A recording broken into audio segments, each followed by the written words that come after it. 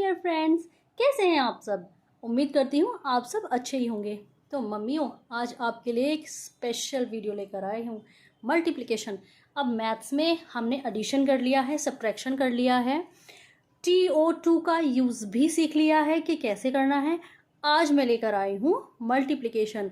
अब मल्टीप्लिकेशन क्या होती है? मल्टीप्लिकेशन के लिए हमारे बच्चे को टेबल्स आनी बहुत ज़रूरी है। देखिए, स्टार्टिंग में टेबल्स क्या 2 से 5 तक हम अपने बच्चों को करा देते हैं, या फिर 2 से 10 तक हम कंप्लीट उसको सिखा देते हैं, लाइक LKG और UKG में, ठीक है ना। अगर हमारे बच्चे को टेबल्स आती हैं तो उसको मल्टीप्लिकेशन में कोई भी प्रॉब्लम नहीं होगी। अब आपको क्या करना है? अब आपका बच्चा, सपोज़ आप ट्यूशन भी भेज रहे हैं मान लिया, लेकिन ट्यूशन के साथ साथ आपको भी तो अपने बच्चे को देखना है ना कि वो क्या करके आया है ट्यूशन में। हम ट्यूशन तो भेज देते हैं, स्कूल भी भेज देते हैं, लेकिन जब मार्क्स नहीं आते तो हम बोलते हैं, अरे करके क्या आए हो भाई, करके क्या आए हो, स्कूल भी जाते हो ट्यूशन भी जाते हो। गाइस, सबसे मेन पॉइंट ये है कि आपको सिर्फ अपने बच्चों को लेकर बैठना है घर में और उसकी कॉपियाँ देखनी है, चेक करना है जो वो पढ़कर आया है वो उसको आता भी है या नहीं। क्योंकि एग्ज़ाम टाइम में ट्यूशन वाला जो पढ़ा देगा ठीक है, कुछ चीज़ें छूट भी जाती हैं, लेकिन अगर पेरेंट्स उसको रेगुलर देखेंगे तो तभी आप बच्चों को कंटिन्यूसली उसके सिलेबस के हिसाब से पढ़ा सकते हैं, बता सकते हैं। उससे बच्चे को आगे एग्ज़ाम देने में कोई भी दिक्कत नहीं होगी। तो आज हम मल्टीप्लिकेशन करते हैं, तो चलिए शुरू करते हैं। अब सबसे पहले लिखा हुआ है 4 और 2। सबसे पहले आप ये देखिए, जहाँ पर इंटू का निशान है इसे कहते हैं मल्टीप्लिकेशन साइन। जो इंटू का निशान है वो क्रॉस में होता है, ठीक है। ये मल्टीप्लिकेशन का साइन है, इसका मतलब मल्टीप्लिकेशन के साथ जो डिजिट लिखी हुई है उसका टेबल हमें पढ़ना है, उसका टेबल हमें पढ़ना है। और कहाँ तक पढ़ना है? जो भी 2 के ऊपर बैठा हुआ है, यानी कि जो घर के अंदर बैठा हुआ है उसकी टेबल हमें पढ़नी है, जो छत के ऊपर बैठा हुआ है उस तक हमें टेबल पढ़नी है। यानी कि 2 4 ज़ा, क्या पढ़ना है हमें? 2 4 ज़ा। तो गाइस, 2 1 ज़ा 2, 2 2 ज़ा 4, 2 3 ज़ा 6, 2 4 ज़ा 8। तो यहाँ पर क्या लिखेंगे हम? 8। तो आंसर इज 8। 2 4 ज़ा 8। क्लियर है? ऐसे ही एक और देखते हैं, आइए। यहाँ नीचे जो क्रॉस के साथ, साइन के साथ जो लिखा हुआ है वो है 6, और ऊपर जो बैठा हुआ है वो है 3। तो हमें किसकी टेबल पढ़नी है? 6 की। और कहाँ तक पढ़नी है? 3 तक। क्लियर है? अब 6 की टेबल 3 तक पढ़ लीजिए।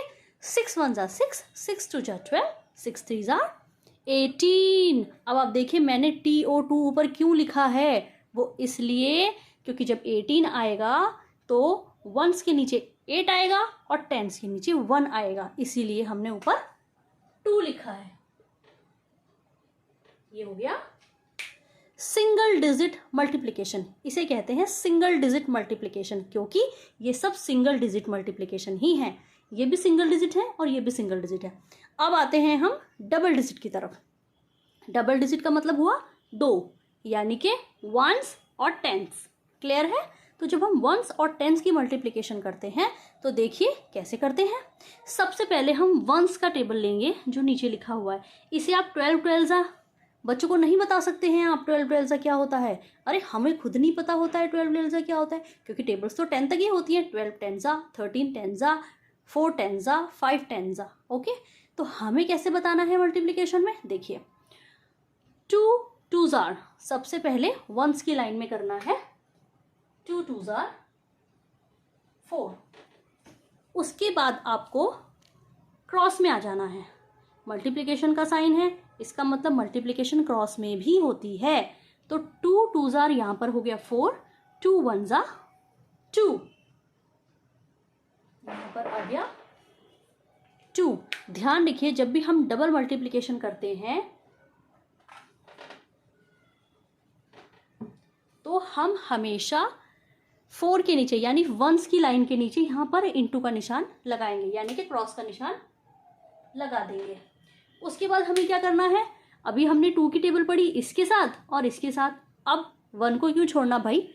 अब 1 की टेबल पढ़िए, पहले इसके साथ फिर इसके साथ, यानी कि पहले 1s के साथ ही पढ़ेंगे हम। 1 2 ज़ा 2 एंड 1 1 ज़ा 1। क्लियर है?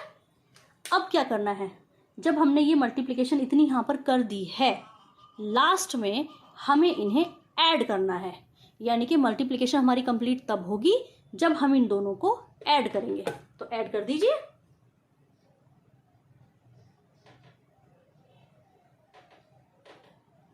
144 इज द आंसर, क्योंकि 4 का 4 आ गया, 2 और 2 को हमने प्लस किया तो 4 आ गया, और 1 का 1 हो गया। यानी कि द आंसर इज 144। ऐसे ही सेम यहाँ पर है, पहले हम 1 की टेबल 2 के साथ पढ़ेंगे, फिर हम 1 की टेबल 1 के साथ पढ़ेंगे। आइए करते हैं। 1 2 जा 2 और 1 1 जा 1। अब हमें यहाँ पर यानी कि वंस की लाइन पर हमें यहाँ पर क्रॉस देना है। उसके बाद 1 2 जा 2 और 1 1 जा 1। अब क्या करना है, जब हमने डबल मल्टीप्लिकेशन कर दी है, लास्ट में हम इसको क्या करते हैं, ऐड कर देते हैं। तो आइए ऐड करते हैं। 2 का 2, 2 + 1 is 3, 1 का 1, आंसर विल बी 132। तो देखा आपने, बिल्कुल भी मुश्किल नहीं है। अगर आप कोशिश करेंगी, ये पेरेंट्स के लिए बहुत ज़रूरी है। अगर आप अपने बच्चों को ट्यूशन भेजते हैं और ख़ुद से नहीं देखते हैं कि वो क्या पढ़ रहे हैं, क्या कर रहे हैं, तो ये आगे जाके प्रॉब्लम क्रिएट कर सकता है। इसलिए आप खुद भी इन छोटी छोटी चीज़ों को सीख जाइए, बहुत ईजी है। और अपने बच्चों की कॉपियाँ ज़रूर चेक करिए कि उसने सही किया है या नहीं किया है, या जो वो सीख रहा है वो सही है या नहीं है। ठीक है गाइस, आज के लिए इतना ही। मिलते हैं नेक्स्ट वीडियो में। Bye bye.